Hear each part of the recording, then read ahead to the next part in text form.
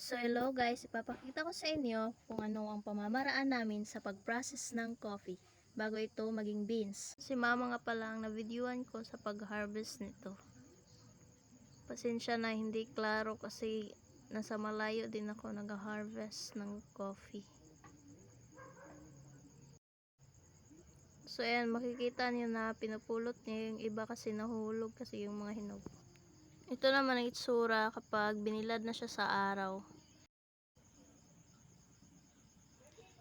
Pagkatapos naman ay dinidikdik namin siya at iniwalay dito sa lalagyan.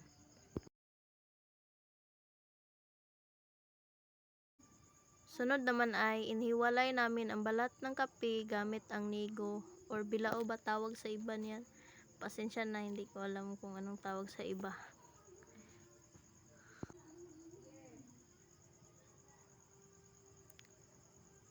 So ayan, kasi may natitira pang mga maliliit na sinisibukan namin ihiwalay ito sa beans.